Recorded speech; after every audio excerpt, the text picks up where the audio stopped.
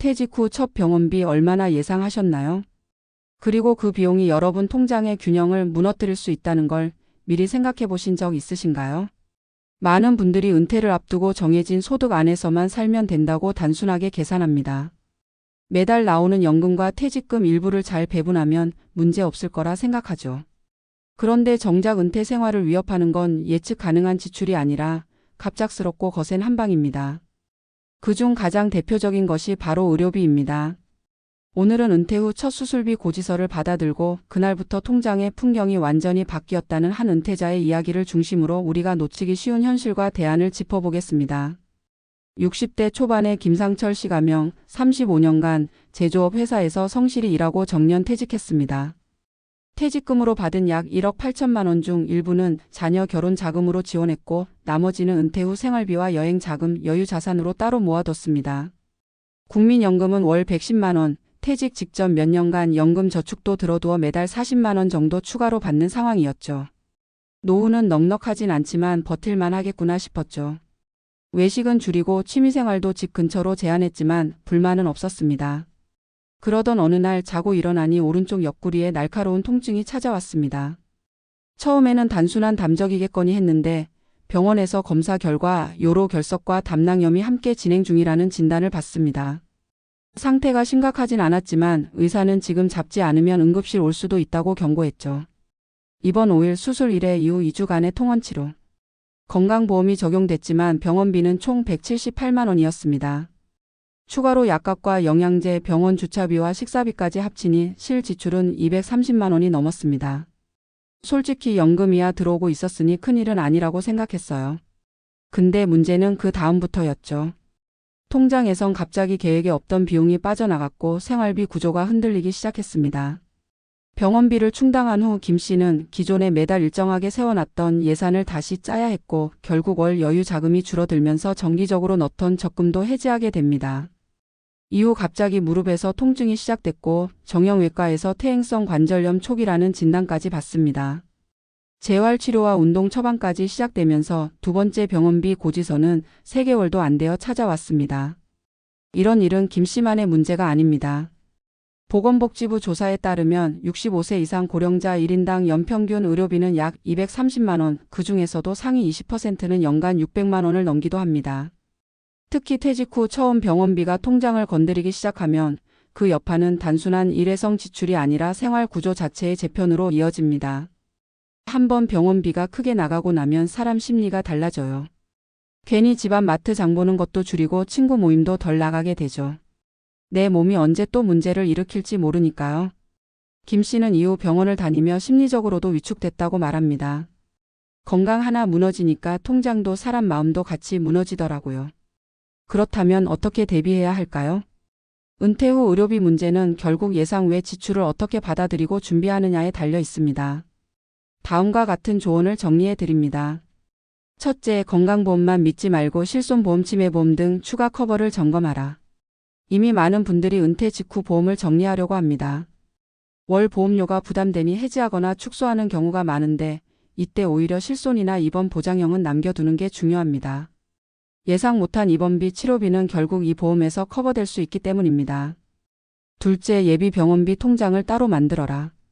은퇴 전에는 병원비가 생활비 일부로 포함되어 있었습니다. 하지만 은퇴 후에는 병원비가 변수가 아니라 상수로 작용합니다. 매달 5만 원, 10만 원씩이라도 병원비 전용 통장을 만들어두면 나중에 갑작스런 수술비 앞에서도 심리적 안정감을 가질 수 있습니다.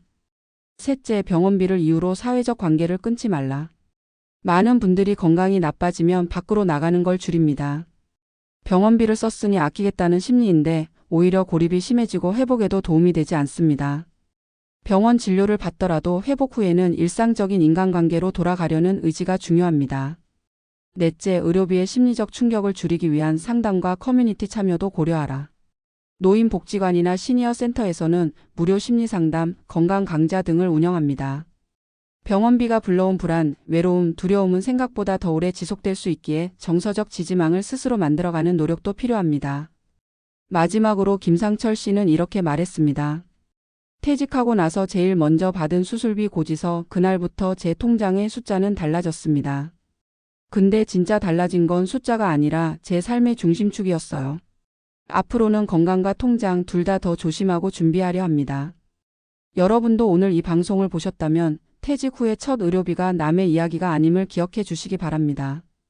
예상치 못한 수술 한 번이 우리의 노후를 바꿀 수 있다는 사실, 그 현실을 직시하는 것이야말로 진짜 은퇴 준비의 시작입니다. 퇴직을 앞둔 많은 이들이 돈에 대한 계산은 나름 철저하게 한다. 퇴직금은 얼마이고 연금은 언제부터 얼마나 나오는지, 매달 쓸 수 있는 생활비는 대략 어느 정도인지. 그렇게 숫자를 맞춰보고 줄일 수 있는 소비는 줄이며 노후의 틀을 짠다. 그 구조 안에서 조심스럽게 이 정도면 되겠지라고 안도한다. 하지만 그 계산은 대부분 너무 단순하다. 노후에 대한 계획은 마치 하루하루가 평온하게 이어질 거라는 가정 위에 세워진다. 그러나 인생은 그렇게 순탄치 않다. 특히 건강이라는 변수는 은퇴 후 통장에 가장 먼저 충격을 주는 요인이다. 퇴직을 하고 어느 정도 시간이 지난 뒤 한 남성이 처음으로 병원에 입원하게 됐다. 복통이 심해 병원을 찾았고 검사 끝에 결석과 담낭염이라는 진단을 받았다. 일상생활이 불가능할 정도로 통증이 심했기에 결국 수술과 입원을 결정하게 됐다. 퇴직 전이라면 큰 문제는 아니었을 것이다. 급여가 있었고 의료비는 회사의 단체 보험으로 어느 정도 보장이 됐기 때문이다. 하지만 은퇴 후의 삶은 달랐다. 병원비 고지서가 도착한 순간 그는 통장을 다시 바라보게 됐다. 건강보험이 일부 적용됐음에도 불구하고 실지출은 상당했다. 입원비, 수술비, 약값은 물론이고 입원 중 가족들이 들락날락하며 사용한 교통비와 외식비, 통원치료를 위한 각종 부대비용까지 합치면 한 번의 입원이 가정 경제에 미치는 파장은 작지 않았다. 그날 이후 그의 통장은 달라졌다. 매달 일정하게 들어오는 연금과 소득이 있었지만 갑작스러운 병원비 지출로 인해 생활비 예산이 흔들리기 시작했다. 그동안 여유 자금이라고 여겼던 일부는 병원비로 빠져나갔고 비상금을 따로 두지 않았던 탓에 계획하지 않은 보험 해약과 예적금 해지도 불가피해졌다. 그는 깨달았다. 통장의 숫자가 바뀐 것이 아니라 그 숫자를 대하는 자신의 태도가 달라졌다는 것을. 언제 또 병원에 갈 일이 생길지 모르겠다는 불안이 소비를 조심스럽게 만들었고 외식이나 문화생활, 모임 참석 같은 일상적인 즐거움도 줄어들었다. 이전에는 아무렇지 않게 쓰던 돈이 이제는 괜찮을까? 라는 물음표를 달고 따라다녔다. 문제는 여기에 그치지 않았다. 통장의 변화는 마음의 변화로 이어졌다. 돈이 줄어든 만큼 세상과의 거리도 멀어졌다. 병원에 다녀온 이후 그는 사람을 만나는 일에 점점 소극적이 됐다. 혹시 또 어디가 아플까봐, 돈이 더 나갈까봐, 가족에게 걱정을 끼칠까봐, 그렇게 걱정은 꼬리에 꼬리를 물었고 조용히 안으로 움츠러들었다. 경제적인 부담이 심리적 위축으로 이어진 것이다. 이는 은퇴자들이 가장 크게 겪는 변화 중 하나다. 갑작스러운 의료비 지출은 단순한 돈의 문제가 아니라 삶의 리듬 자체를 무너뜨리는 힘이 있다. 많은 이들이 퇴직 후 삶을 이야기할 때 건강이 최고라는 말을 한다. 하지만 정작 건강 문제를 구체적으로 대비하고 있는 이들은 많지 않다. 실손보험은 부담스럽다며 해지해버리고 건강검진은 귀찮다며 미루고 병원비는 어차피 건강보험이 해결해 주겠지 하며 안일하게 생각한다. 그러나 현실은 다르다. 건강보험이 모든 치료비를 커버해주지 않고 나이가 들수록 병원비는 생활비의 한 축으로 자리 잡는다. 게다가 몸이 아프면 단지 병원비만 드는 게 아니다. 가족이 함께 병간호를 하게 되면 그들의 일상도 영향을 받는다. 외식비, 이동비, 약을 사기 위한 부가 지출, 병원에서 대기하는 시간 동안의 소비까지 모두가 비용이다. 이쯤에서 우리는 질문을 던져야 한다.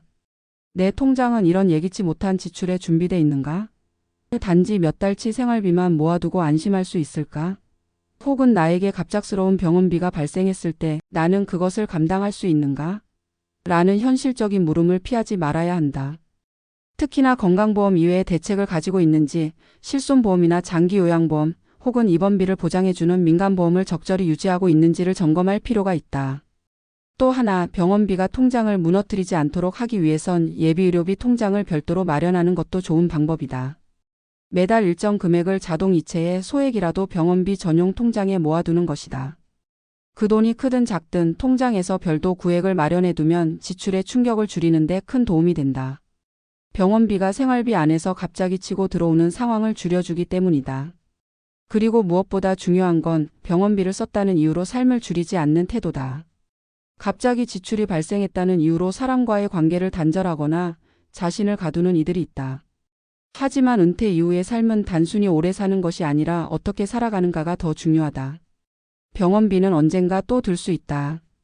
하지만 그 때문에 삶의 질을 포기한다면 진짜 통장이 무너지는 건 돈이 아니라 시간이다.